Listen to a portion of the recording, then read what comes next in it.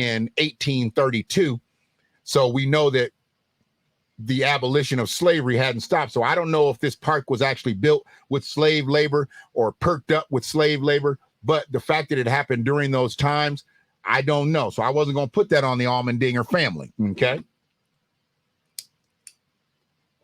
But I had a situation where I came across something at the Detroit Historical Society. And this was big for me to see this on the day of. I didn't come up yesterday, but we're gonna go. On the day of yesterday in 1837, okay? March 18th, 1837, the University of Michigan received permission from the state legislature to relocate to Ann Arbor from Detroit. A lot of people don't know that the University of Michigan started in Detroit. Still to this day, many people don't know that the University of Michigan started in Detroit. I wish it would have stayed there. Truthfully, you have the University of Michigan, then becomes the auto capital of the world. There's Motown. Just imagine what Detroit would be to this day. Now, I'm thankful that I grew up in Ann Arbor, thankful for the University of Michigan, but the University of Michigan personally didn't really benefit me growing up. I just knew it and it's here. But I wish it really could have stayed in the city of Detroit. So it says it was given permission to relocate from Ann Arbor to Detroit, where it had been founded 20 years earlier. A parcel of 40 acres was given to the university by the Ann Arbor Land Company. This engraving shows us the grounds in 1855. So think about it. In 1837, they were given the permission. And then it says, this engraving shows the campus grounds in 1855. 1837, we know was before Juneteenth, 1865, or any days back in 1863, 1864, when they started to free people. And then 1855 says this engraving shows the campus grounds in 1855.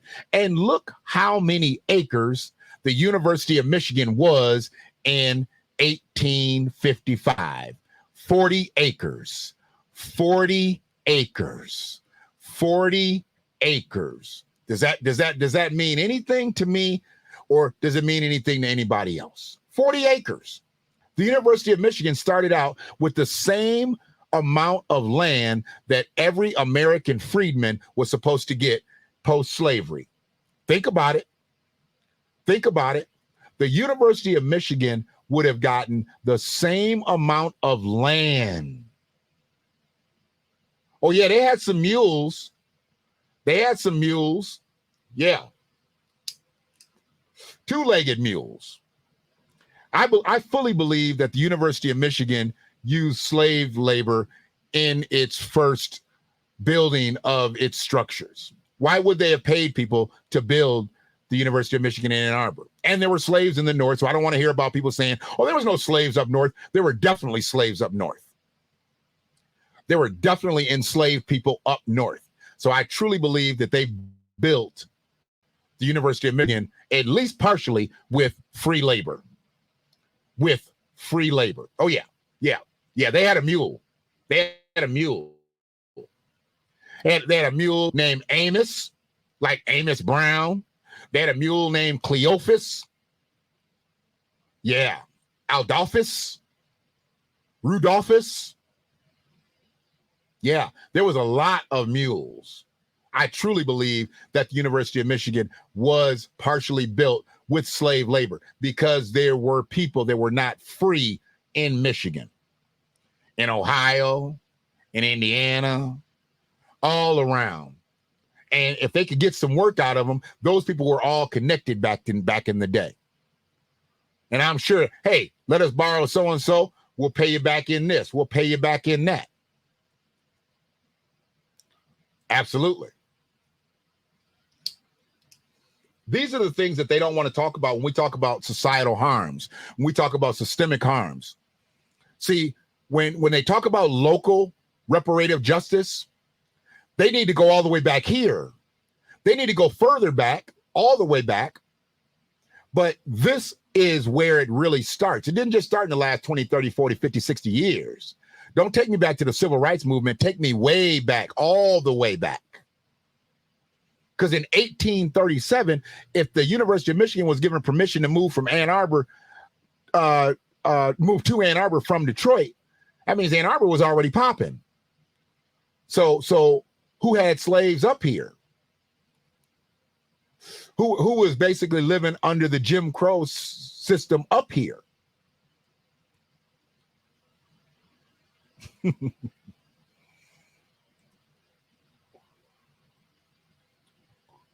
People act like that slavery was just in the South, and it's just such a lie. I won't even say it's a misnomer anymore. It's a lie. And it just ain't in my mind. People know it. In my mind. People know this. People know all of this. And that's why I'm not going to stay quiet on justice for American freedmen, whether it be locally or it be nationally. But I have to speak it in my way. You know, I can say the same things over and over. I can say them different ways, but have the same meaning. And I'd rather say them different ways because things like this, as I told everybody, I applied for a seat on this reparations council that they've got locally here in our county. I have no problem putting it out there because I may not get it. If I don't get the seat, I'm going to talk about it. If I do get the seat, I'm going to talk about it because one of the things that I want to make sure is that when and whatever is given, I want to make sure that it's not only given to the right people, but I want to make sure it's just in what they give. Because the county has no problem with throwing money all around to different agencies, groups, and organizations that don't do nothing. I want you to do something for the people that have done something. Because if they haven't done anything personally, their ancestors did. You know, and there's a lot of things that I want to throw out there that they're not already talking about. And it's funny how I've even filled out the application. I filled it out wrong. And when I went to fill it out the correct way, they've added things. They've actually added different things and wanted me to make a little letter of why I feel like I need to be a part of this council. I get it. They're trying to weed out the bad. And hopefully they'll just come on and pick the good. That's the thing. Hopefully they'll just come on and pick the good. So it'll be a good thing. It'll definitely be a good thing. But this parcel of land, 40 acres, was given to the University of Michigan by the Ann Arbor Land Company.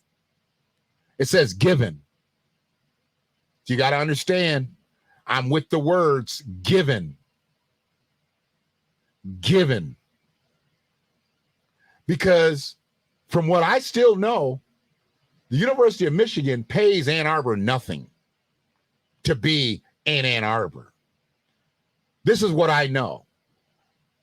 The University of Michigan gives Ann Arbor, the city of Ann Arbor, nothing. I hope so too, brother. I hope so too. You know, I have the desire to be a part of it because I know that so many people can be looked over if all I's are not dotted and T's are not crossed. So that's why it has nothing to do with me wanting to really work my way into politics. No, I understand what this is. I understand what this means, and I can move forward with it. And I would look forward to helping anybody out that's trying to do something positive for the descendants of slaves in this county. So that's a good thing. Absolutely.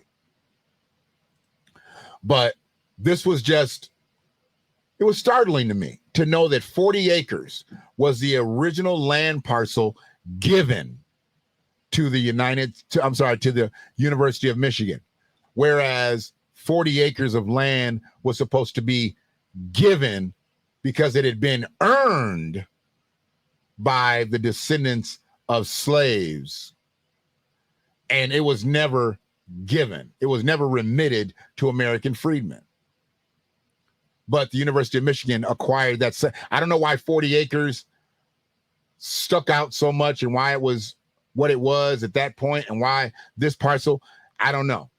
But what we know is 40 acres now, it's 25 city blocks.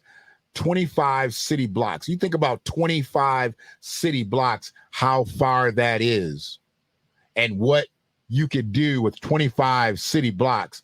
Well, if you don't think you can do nothing, just ask the University of Michigan, because that's what they started with here in Ann Arbor. A parcel of land given to them for nothing, because they pay nothing to the city of Ann Arbor today. The city of Ann Arbor benefits off of the university being here because of all of the other business that circulates in Ann Arbor, but it doesn't specifically benefit from the University of Michigan. This is what I knew, and I don't believe any of that has changed. I'm not sure why city government has never worked something out that they need to give X amount of millions every single quarter, every single, biannual, annually, whatever. I'm not sure why that's never been worked out. Or go somewhere else. I mean, where is the University of Michigan going to go at this point? They can't put that campus anywhere else in this state. They can't move anywhere else. They're going to uproot all of their buildings, not physically, obviously, or basically shut them down, be nothing. No, the University of Michigan is locked into Ann Arbor till the end of time. That's why I don't understand, but that's that labyrinthine leadership. They know that the University of Michigan is getting off scot-free, no pun intended. They're getting off scot-free by not giving anything direct to the city. And that has helped create the arrogance of the University of Michigan, as if we're helping you. We're helping you. Whereas I believe if Ann Arbor was smaller, without the University of Michigan, possibly having, smaller colleges on it or a college campus, it'd be fine. But it's gotten so used to the University of Michigan being here, it makes it seem as if the city can't survive. That's it.